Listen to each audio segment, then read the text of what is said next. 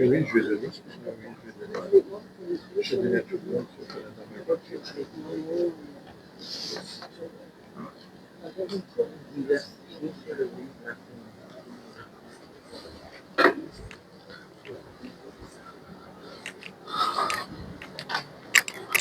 Bonjour à tous. Bonsoir voilà, pour ceux qui ne me connaissent pas. Je m'appelle Eric Danhaut. Je suis expert financier. Donc, je suis, comment on va dire, architecte financier pour la diaspora africaine. D'accord? Donc, je vais vous présenter aujourd'hui le thème de comment diversifier ses revenus grâce à l'investissement immobilier en Côte d'Ivoire. Bon, la Côte d'Ivoire parce que c'est mon pays. Pour l'instant, donc, je suis focalisé sur la Côte d'Ivoire, mais le but, c'est de pouvoir dupliquer en fait cet événement sur tous les pays d'Afrique. D'accord? Afrique francophone pour l'instant.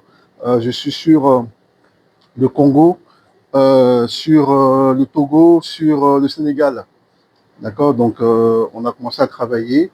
Alors, pour vous donner un peu mon CV rapidement, je suis ancien courtier en prêt immobilier. Donc, j'ai travaillé depuis 2006. Pour ceux qui veulent savoir depuis quand j'ai commencé le courtage. Donc, courtier, ça veut dire quoi? C'est que je prends les dossiers donc, de ceux qui veulent acquérir donc, des biens. Je vais donc monter leur dossier et aller ensuite négocier pour eux les taux dans les banques. D'accord? Donc, le but, c'est d'avoir les meilleures conditions de prêt. Donc, les conditions, c'est quoi? C'est d'avoir un meilleur taux, c'est d'avoir une meilleure assurance, c'est d'avoir, comment on appelle ça, une meilleure condition de crédit. Donc, j'ai travaillé au Crédit Immobilier de France pendant 3 ans. J'ai travaillé chez meilleurtaux.com, que tout le monde connaît, je pense, hein, qui est l'une des plus grosses sociétés de courtage. Et ensuite, après, j'ai travaillé à mon compte pendant plusieurs années. Donc, aujourd'hui, d'origine ivoirienne, j'ai décidé donc de me tourner vers l'Afrique. Donc, pourquoi l'Afrique? Parce que, actuellement, l'Afrique, c'est l'avenir. Et c'est aujourd'hui qu'on doit se focaliser, en fait, pour pouvoir bâtir demain. J'accompagne donc la diaspora africaine dans la structuration de leurs projets immobiliers. C'est-à-dire que si vous voulez monter un dossier, faire un projet immobilier, ce n'est pas quelque chose d'anodin. Parce qu'on est basé donc, en Europe et on veut faire un projet où on n'est pas sur place. Donc pour cela, il faut prendre vraiment toutes les précautions possibles pour pouvoir sécuriser en fait son investissement. On connaît bien sûr plusieurs exemples de personnes qui ont beaucoup perdu en termes d'argent et en termes de temps. Donc, il faut être accompagné par un expert. Je recherchais aussi également un financement bancaire sur place. Je vais donc sécuriser votre investissement et je vais créer des revenus passifs grâce à votre projet immobilier. Alors, créer des revenus passifs, ça veut dire quoi? Ça veut dire que en fait, ce que vous allez investir va vous générer en fait de l'argent. Donc, ce n'est pas simplement avoir simplement un bien en Afrique, un bien qui ne nous apporte pas de l'argent, qui est juste pour notre ego, pour dire qu'on est, voilà, on a bâti une grande maison avec une piscine, mais on n'habite quasiment pas là-bas. Donc là, c'est quelque chose, c'est un investissement intelligent qui va vous rapporter de l'argent plus tôt. D'accord? Donc, moi, ma mission, c'est de sécuriser, structurer votre dossier immobilier en Afrique. Alors, une question pour vous. Combien d'entre vous envoient régulièrement de l'argent au pays? Blandine? Voilà. On va dire que la majorité des personnes que nous sommes envoient de l'argent au pays, n'est-ce pas? Voilà.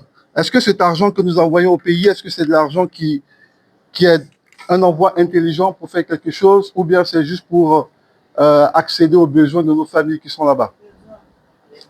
C'est juste pour accéder aux besoins. Voilà. Donc c'est de l'argent qu'on envoie qui est à fond perdu. On envoie de l'argent, on continue d'envoyer de l'argent, mais ça ne génère pas de revenus actifs pour nous. D'ailleurs, ça ne crée pas de richesse pour nous. Donc, ça ne permet pas aussi de prendre en charge ceux qui sont là-bas, n'est-ce pas? Donc, il y a un adage qui dit que au lieu de donner à manger à quelqu'un, il faut lui apprendre à pêcher. De donner le poisson, il faut lui apprendre à pêcher. Donc, l'immobilier va te permettre justement de créer une richesse qui va générer automatiquement de l'argent pour toi et pour la famille qui est au pays, n'est-ce pas? Donc, chaque année, la diaspora africaine transfère des milliards d'euros vers l'Afrique. et c'est à fond perdu. Mais une question essentielle se pose, cet argent est-il une dépense ou un investissement? Aujourd'hui, vous avez tous répondu que ce n'est qu'une dépense en fait. Malheureusement, ça ne fait pas avancer. On appelle les gens juste parce que on a perdu un proche, il y a un décès, il y a une personne qui doit être soignée. Mais en fait, malheureusement, ça ne génère pas véritablement de changement de qualité de vie, de notre qualité de vie ici déjà, et aussi de changement de qualité de vie de ceux qui sont là-bas. Alors, pourquoi diversifier ses revenus? Donc, les revenus les limites d'un revenu unique, c'est quoi? Un revenu unique, c'est que on est juste des salariés. Ou bien on a une entreprise sur laquelle nous travaillons. Par exemple, toi, Ephrasie, tu as un salon de coiffure. Eh bien, ce sont tes revenus qui sont issus de ton travail. Mais si demain, ton entreprise ferme, est-ce que tu vas bénéficier toujours de ces revenus? Non. Si par exemple, moi, je suis salarié et que demain, je perds mon emploi, est-ce que je vais continuer à gagner de l'argent? Non. Si la limite d'un revenu unique, c'est que quand il y a aussi la hausse des prix, tu perds du pouvoir d'achat. Malheureusement, avec l'inflation qui augmente en France et le prix de l'essence, on a l'impression de s'appauvrir. On est d'accord? Alors, pour ceux qui sont à la retraite, ben, beaucoup sont obligés de revenir au travail parce que ben, la retraite représente de plus en plus insuffisante par rapport à la hausse donc, du coût de la vie. Les dépenses financières, par exemple, ben, justement, tu as ton enfant qui doit faire des grandes études, eh bien, tu dois payer aussi. Par exemple, il veut faire une école de commerce, par exemple, c'est pas moins de, aujourd'hui, je sais pas, à l'époque, moi j'étais à 8 000 euros. Aujourd'hui, c'est passé à peut-être 15 20 000 euros par an. Combien? 38 000 euros par an. Par an? 2 ans. Donc, c'est multiplié par 2. C'est incroyable. Donc, on a l'impression de s'appauvrir. Oui, oui. Ben, les écoles, ben, justement, voilà. Ça suit pas, ça suit aussi l'inflation. Mais par contre, notre salaire ne suit pas l'inflation. Donc, la liberté financière repose sur plusieurs sources de revenus. Vous ne pouvez pas vous baser que sur votre salaire et sur votre activité professionnelle. Il faut diversifier au maximum ses revenus, ses entrées d'argent. Il ne faut jamais dépendre d'une seule source de revenus, sinon on se met soi-même en danger. Et donc, l'immobilier va venir vous sauver, va venir nous sauver. Pourquoi l'immobilier? Parce que l'immobilier, c'est un actif qui est tangible.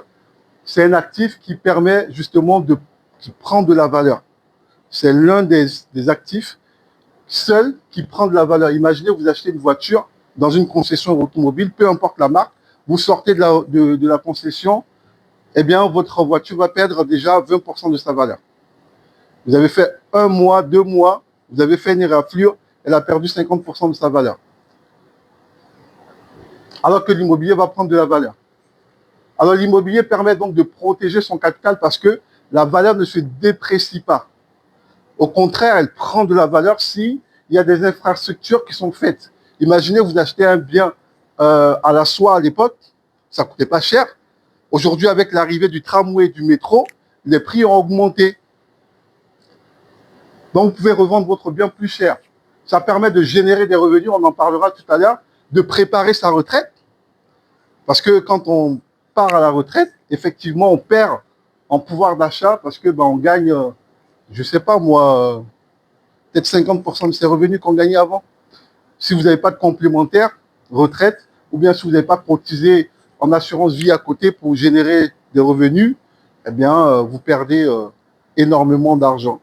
Je pense que mon ami qui est gestionnaire de patrimoine, Maxime, peut nous en témoigner de ce qui est donc de préparer sa retraite pour les Français. L'immobilier permet aussi de transmettre un patrimoine à ses enfants. Moi, ça fait 30 ans que je suis en France, plus de 30 ans que je suis en France, je n'ai rien bâti en Afrique pour l'instant. Je n'ai qu'un terrain. Mais demain, si je meurs, qu'est-ce que je vais transmettre à mes enfants? Donc, le but, c'est justement de sécuriser aussi ma famille, mes enfants, par la suite, si jamais je viens à disparaître. Donc, mon but, c'est justement de pouvoir construire rapidement quelque chose qui va me générer de l'argent. Mais si demain, je viens à disparaître, eh bien que mes enfants puissent bénéficier de ça. D'accord? Je pense que c'est le souci de tout un chacun parmi nous.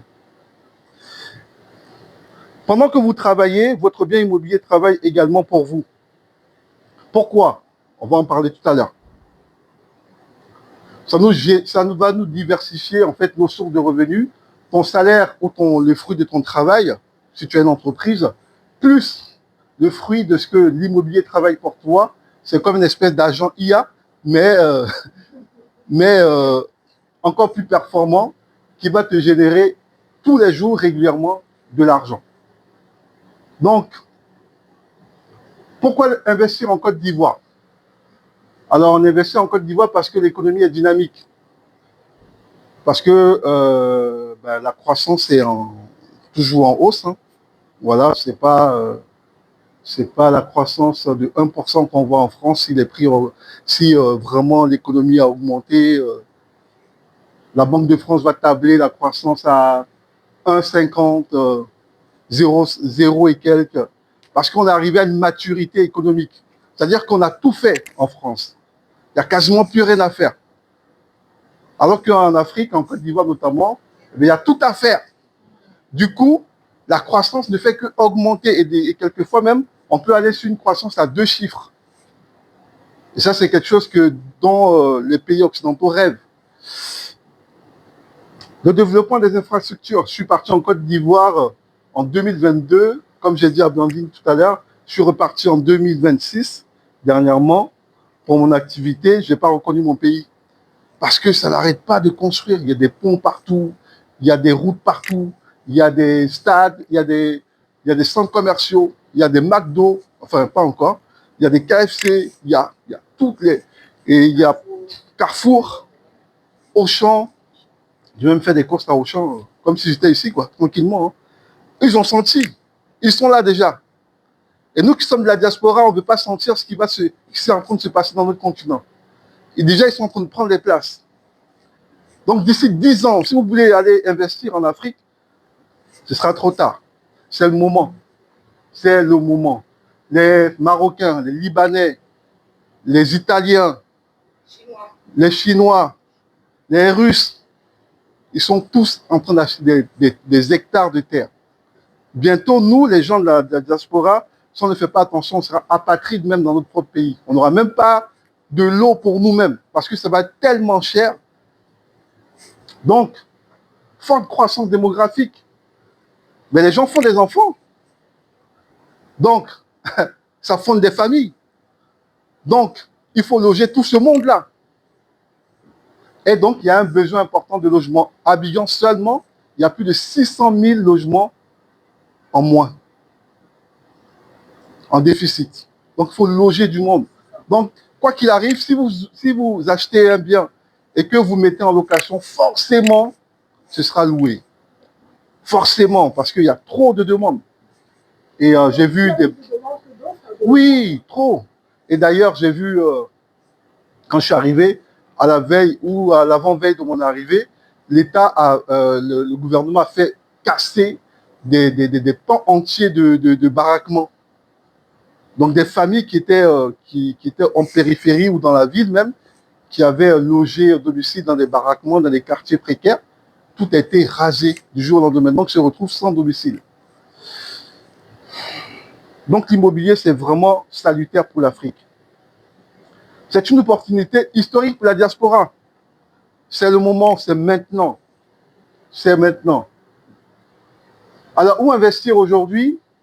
Bon, je vous donne des noms de quartiers, peut-être que ça vous dit rien, mais retenez quand même ces quartiers-là. Songon, Bingerville, je pense que vous avez déjà entendu parler de ça. Songon, Bingerville, Grand Bassam, Anyama, Azagué, Bonois. C'est des endroits qui sont actuellement très porteurs. Pourquoi? Parce que pour l'instant, ça ne coûte pas cher, mais il y a une forte demande. Parce que ça se trouve en périphérie d'Abidjan. Et Abidjan est en train de grandir. Bientôt, le métro va arriver. Ça va traverser toutes ces voies périphériques. Donc, ça va être intégré dans le grand Abidjan. D'accord? Il y aura aussi, comment on appelle, le TGV aussi qui va relier bientôt, d'ici 2030 ou 2035, Abidjan à l'intérieur du pays. Donc, c'est en train d'exploser l'immobilier. Ce que nous recherchons au travers de ces zones-là, c'est le développement routier. Donc, il y a des routes maintenant qui arrivent là-bas. Tout à l'heure, tu m'as parlé de Jacquesville. Jacquesville qui était loin d'Abidjan, maintenant, il y a l'autoroute 4 voies qui va là-bas. Donc, en 20 minutes, tu es arrivé à Jacquesville. C'est même à côté maintenant d'Abidjan. L'urbanisation est en train de se développer. Il y a de plus en plus d'immeubles qui se construisent. Tu as vu toi-même les cités qui sortent de terre. On se croirait en France. Et ça, c'est un projet. C'est des Italiens qui ont fait ça. Même en France, parce que c'est plus cher quelquefois. Oui, parce que les biens commencent à 80 millions jusqu'à 130 millions. Donc, vous pouvez convertir ça. Mais les gens, ils achètent ça cash. Hein, ils ont l'argent. Cash. Et des projets d'infrastructures qui s'accélèrent avec le développement justement de tout ce qui est événements sportifs. La CAN, par exemple, qui a fait que la Côte d'Ivoire a augmenté de façon exponentielle son développement. Les roues qui devaient être faits dans 5-10 ans, ben, ça a été accéléré en fait. Donc, aujourd'hui, Abidjan, ça grouille, c'est un gros potentiel, c'est un fort potentiel, donc c'est le moment d'investir. Alors, c'est quoi la stratégie? Acheter un terrain, par exemple, 5 millions, ça fait 7 500 euros, vous pouvez déjà devenir propriétaire d'un bien. Plus quelques années après, ces 5 millions, ces 7 500 euros, même pas, vont prendre de la valeur, vont passer à 10 millions, voire 20 millions, multiplié par 4. Ça fait 30 000 euros. En 2-3 ans, ça va prendre ça. Si vous mettez un bien dessus, la valorisation de votre bien, je ne vous en parle pas. Il suffit qu'une route passe là, c'est fini. Et le gouvernement est en train de faire des gros projets pour vraiment faire passer les routes partout dans tout le Grand Abidjan. Donc, les avantages pour l'instant, il y a un faible ticket d'entrée, c'est-à-dire que les biens sont moins chers pour l'instant. Ce ne sera pas le même prix dans 3 ans. Il y a peu de charges parce que pour l'instant, ben, tu ne payes pas vraiment d'impôts, des taxes foncières et autres. Et il y a une forte valorisation potentielle parce que, en fait, forcément, avec l'arrivée des infrastructures, ça va prendre vraiment, vraiment de la valeur. Et là, je ne vous parle pas, je ne vous dis pas, je ne suis pas en train de vous vendre quelque chose. Hein. Je suis juste en train de vous raconter ce qui est en train de se passer. C'est-à-dire que vous prenez le train, vous ne prenez pas le train, ce n'est pas leur problème. L'Afrique se développe avec ou sans vous. Donc, c'est vous qui serez dépassés. Il y a un organisme international qui s'appelle l'OCDE qui dit que d'ici 2050, donc d'ici quoi, 10 ans, 20 ans, un peu moins de 20 ans, le PIB africain sera supérieur à celui de l'Europe. En termes de développement, alors je ne dis pas qu'il y aura une juste répartition des revenus parce que voilà, il y a toujours ce problème de classe très très riche et de classe très très pauvre en fait. Voilà, il n'y a pas la classe moyenne, on n'a pas encore. Mais actuellement, avec le retour des gens, elle a compris, Esther Bois, elle a laissé la France pour revenir en Côte d'Ivoire. Hein. Là, maintenant, elle est sur la Côte d'Ivoire. Pourquoi? Parce qu'elle a senti le filon. Elle a compris qu'en France, l'immobilier, on est au sommet, c'est compliqué. Donc, comment gagner de l'argent très rapidement? Ben, c'est en faisant du groupement de personnes qui vont investir là-bas. Et c'est comme ça qu'elle va prendre de l'argent. Elle a compris, elle a senti le filon. Donc, elle a complètement changé son braquet et elle est sur l'Afrique maintenant. Donc, ce n'est pas pour rien que je suis sur la Côte d'Ivoire. La stratégie, c'est la construction locative, créer des revenus récurrents. Donc, la construction, les studios, les F1, les F2, ça part tout seul. Ça génère des revenus mensuels. Vous percevez des loyers chaque mois. Imaginez, vous percevez chaque mois, je ne sais pas moi, 500, 600, 700 euros de revenus mensuels sans effort. Objectif, transformer donc un capital dormant en revenu régulier, c'est-à-dire que si vous mettez vos biens en location, ça va vous générer de l'argent. Troisième stratégie, l'immeuble de rapport. Vous achetez un immeuble, 8 appartements par exemple, 8 loyers, un seul actif immobilier, ça vous génère une machine à cash, de l'argent qui va rentrer chaque mois parce que le seul locataire qui part demain, c'est déjà plein, c'est déjà occupé parce que le marché locatif est très, très tendu. Donc, les gens cherchent à habiter à Abidjan, voire au-delà d'Abidjan.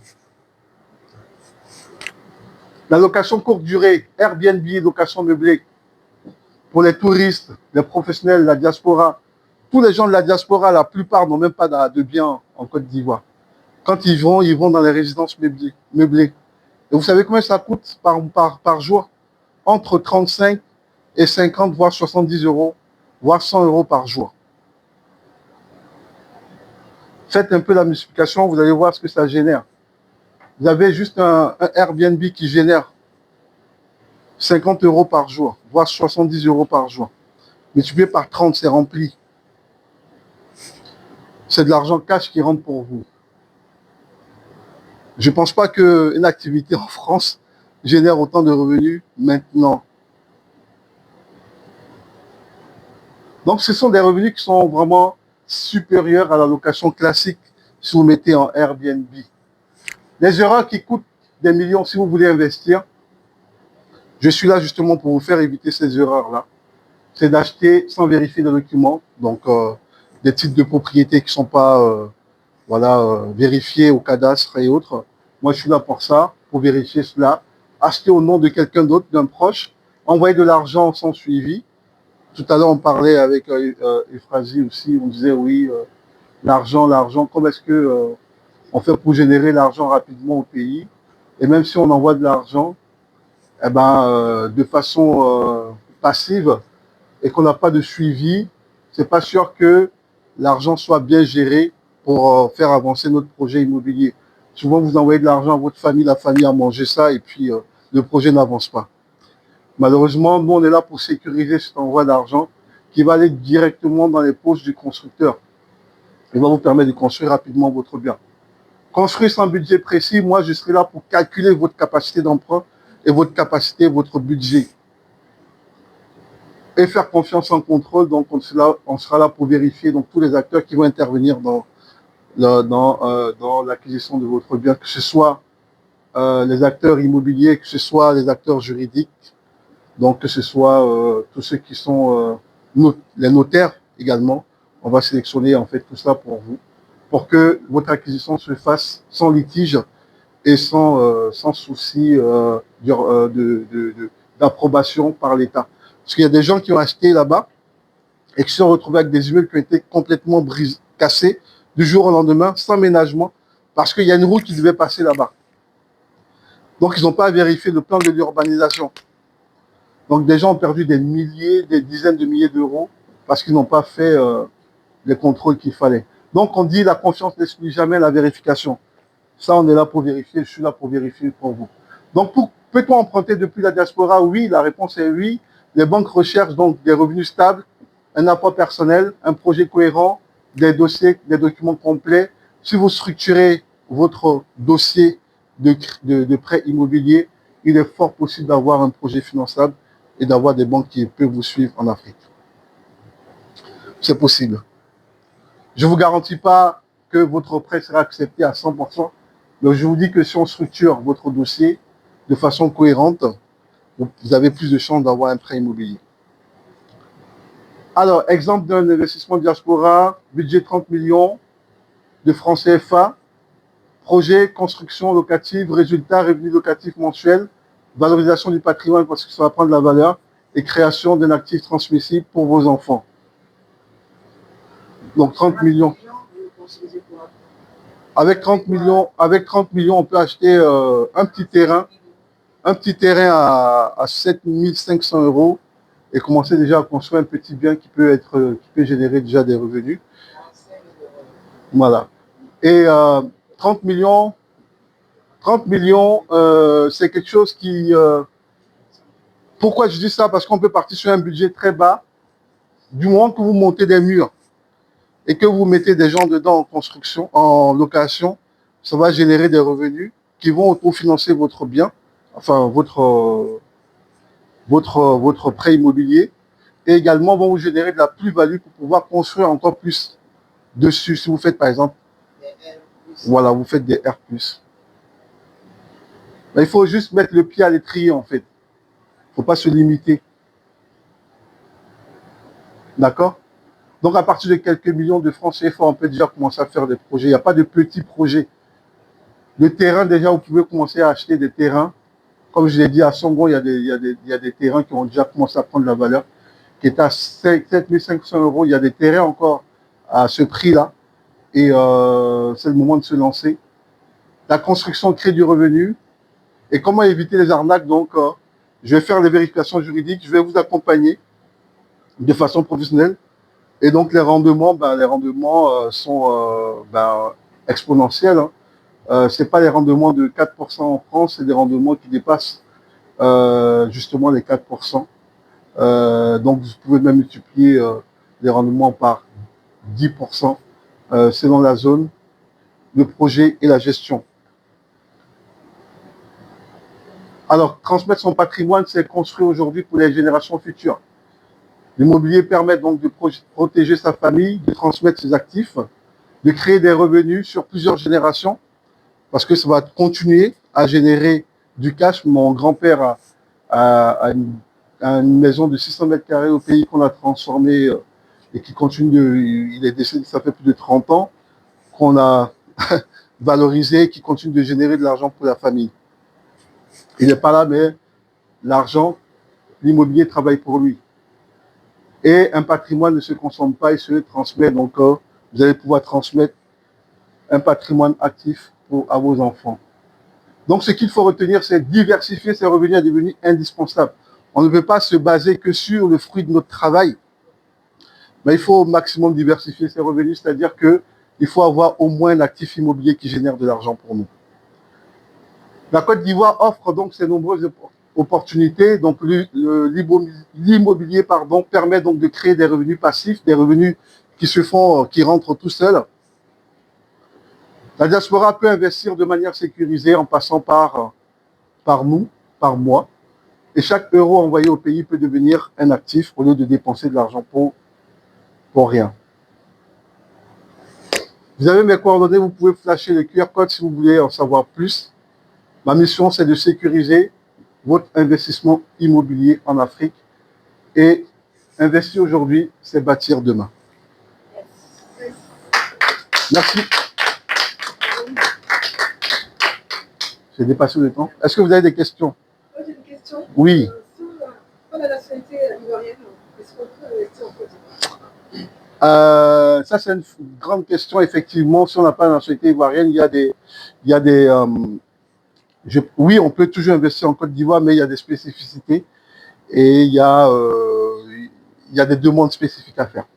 Mais on peut investir en Côte d'Ivoire. On peut accompagner des non-ivoiriens aussi. D'ailleurs, c'est ce qu'elle fait, Esther Bois, elle invite même les étrangers à venir investir en Côte d'Ivoire. Donc, la Côte d'Ivoire ouverte.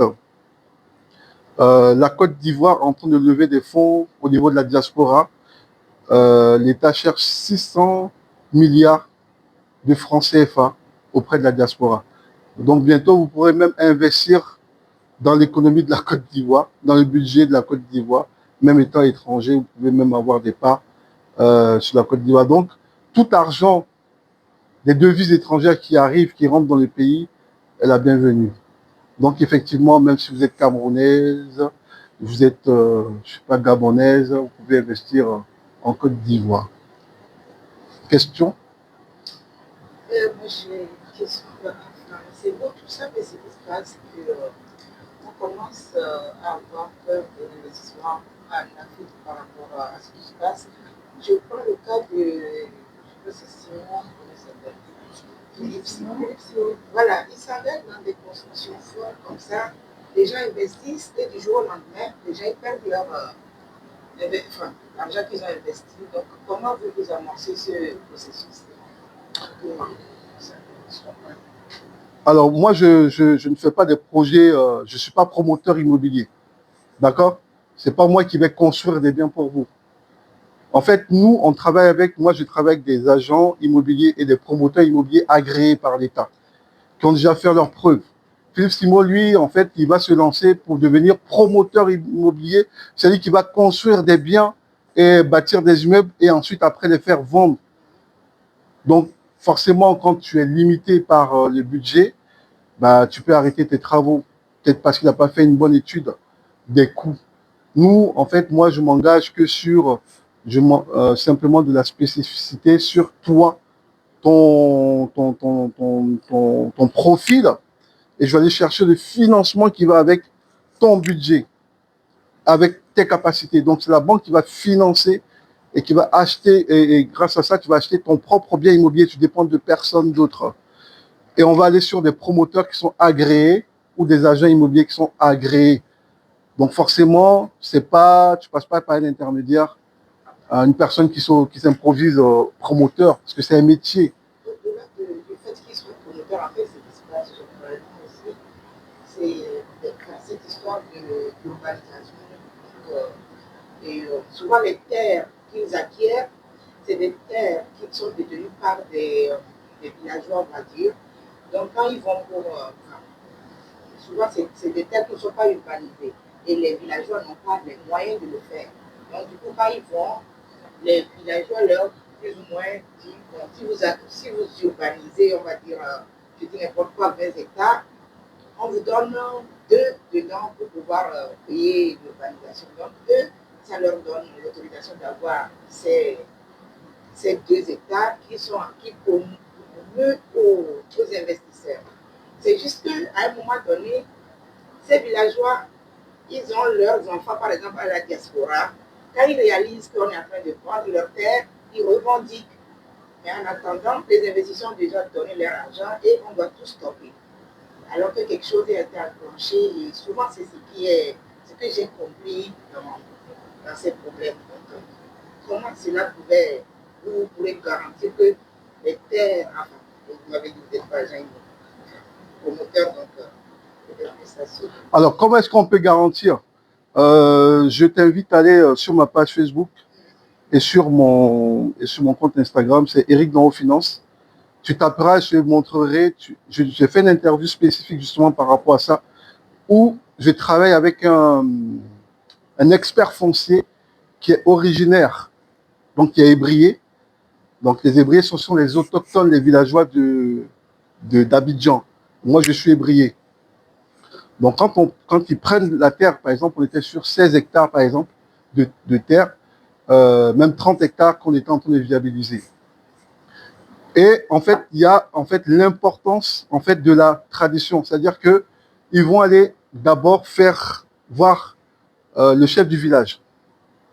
Ils vont avoir l'attestation villageoise, donc qui signifie que en fait justement le terrain appartient à telle famille. Ils vont aller regarder, faire des études au niveau donc du cadastre, aussi même au niveau même des familles, pour voir s'il n'y a pas de litige foncier. S'il n'y a pas d'histoire de famille derrière, s'il y a des histoires de famille, ils quittent le projet. Mais s'il y a tous les litiges fonciers sont réglés, à ce moment-là, c'est seulement à partir de là qu'ils vont se lancer et vont aller justement auprès de l'État pour avoir justement le titre foncier. Une fois que tu as le titre foncier qui s'appelle l'arrêté de concession définitive, qui est l'ACD, c'est-à-dire qu'on a déjà passé tous les risques en fait au niveau donc, de l'attestation, parce qu'il y a plusieurs niveaux. Attestation villageoise, reconnue par les familles, reconnue par le chef du village et les notables du village. Ensuite, c'est seulement à partir de là qu'on peut aller justement auprès donc, de cadastre et justement pour vérifier si le terrain n'est pas frappé par un projet d'urbanisation ou bien si le terrain est approuvé par l'État. C'est seulement après ça qu'après, on déploie ce qu'on appelle donc le titre de propriété définitive qui est l'ACD, qui est non attaquable. C'est le seul document que tu as qui est non attaquable. Donc, si tu achètes un terrain avec ACD, c'est-à-dire que ce terrain, il n'y a plus de problème dessus. D'accord? Donc, les prix des terrains avec ACD ont un prix plus important que les terrains avec une attestation villageoise. Donc, si tu veux être sécurisé au maximum, par exemple, un terrain à 7 500 € sans ACD, eh ben, tu vas attendre en fait 12 mois pour avoir en fait l'ACD, le titre de propriété définitif. Donc, tu peux jouer, on te donne quand même l'attestation villageoise au départ. C'est-à-dire que le terrain n'a pas de litige foncier. Une fois que tu as ton titre de propriété, au bout de 12 mois, ton terrain a pris 3 fois la valeur. Donc, l'ACD, en fait, te garantit que tu es vraiment propriétaire. Il y a des terrains qui se vendent avec l'ACD global, c'est-à-dire que les terrains sont déjà approuvés globalement par l'État. Donc, il n'y a pas de litige dessus. Et après, on doit diviser ces terrains en lots pour avoir ton ACD individuel. Ça aussi, ça a son prix. Donc, il y a une mutation à faire, en fait, au niveau du terrain. Donc, si tu suis mon interview, c'est écrit dans la légende l'importance des traditions. Donc, ils ont mis 7 ans pour pouvoir être sûr que le terrain qu'ils vendent, il n'y a aucun problème dessus. Et ce sont des gens du terroir, comme nous, comme moi, par exemple. On est des ébriers, donc vous allez à Abidjan, vous allez entendre souvent que les ébriers, on les appelle les vendeurs de terrain. On dit qu'on a vendu toutes nos terres aux gens, voilà, et que nous, on les dépossédés de nos villages. Effectivement, il y a eu beaucoup de ventes, des terres qui ont été bradées, mais c'est vrai qu'il y a encore des terres. Et ces terres-là, quand on achète, c'est vraiment le but, c'est vraiment de sécuriser la vente au maximum. Donc, on ne va pas s'improviser. Si tu ne connais pas les traditions, tu ne peux pas t'improviser en fait expert foncier si tu ne passes pas par les traditions, par le village. Si tu n'as pas résolu tous les problèmes de litige foncier dessus, tu ne peux pas. Peut-être quand Philippe Simon n'est pas autonome de voir peut-être ce qu'il a eu. Peut-être qu'il est parti dans un trip où il s'est dit, voilà, on va proposer des solutions faciles aux villageois et tout, sans régler les problèmes en amont. Et c'est ces problèmes en amont qui le rattrapent après, malheureusement. Donc ça, nous, on règle ça en amont, avant de partir sur... c'est pour ça qu'il faut passer par un expert foncier agréé. Et moi, je travaille avec des gens qui sont agréés, qui sont sûrs. Est-ce que ça vous convainc? Merci. Oui.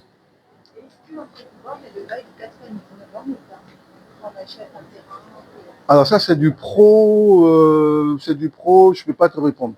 Je ne sais pas. Je ne sais pas. Les bailleurs, les beaux.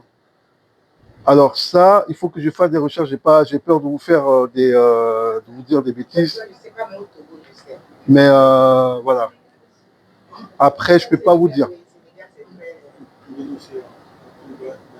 En tout cas, en Côte d'Ivoire, quand tu achètes un terrain, il t'appartient. Ce n'est pas un terrain baillé qui demain ne t'appartiendra pas. Voilà. Nous, on nous conseille justement de bailler les terres et non de les vendre. Genre, tu as une terre, quelqu'un veut mettre son extension des centres de vie. Au lieu de lui vendre la terre, tu lui bailles. Bon, jouer, c'est ce que tu peux reprendre à tout moment, mais bailler, c'est plus. Ça t'appartient, mais c'est plus long terme. Donc, ça exploite. Voilà. Ça t'apprend, quand tu achètes, par exemple, en Thaïlande ou je ne sais pas quoi, ils n'ont pas le droit de vendre à des étrangers. Donc, c'est que de la location des terres. Tu peux faire des programmes. Demain, si le gars est fâché, il vient récupérer sa terre. Mais en Côte d'Ivoire, quand tu achètes, tu deviens véritablement propriétaire parce que tu as le titre de propriété pour toi. Voilà, pour répondre à ta question, si c'est ça la réponse que tu attendais, effectivement, tu es propriétaire de ton bien. Merci beaucoup, Eric. Merci, Eric. Merci. Donc, le prochain rendez-vous, c'est le forum. Hein. Oui.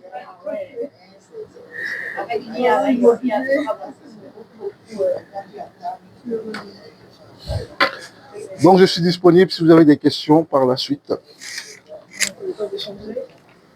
Donc, depuis ce matin, on va parler beaucoup de mindset, de leadership, de l'offre, de stratégie, de système. Je pense que vous avez la tête bien remplie là-dedans. Avec tout ça, on a parlé de diversification de revenus. On a parlé de la protection terrain. C'est vrai que on a parlé de thématiques là dans cette stratégie d'acquisition. Maintenant, nous allons encore continuer à parler de leadership. On a un leadership particulier. c'est le leadership de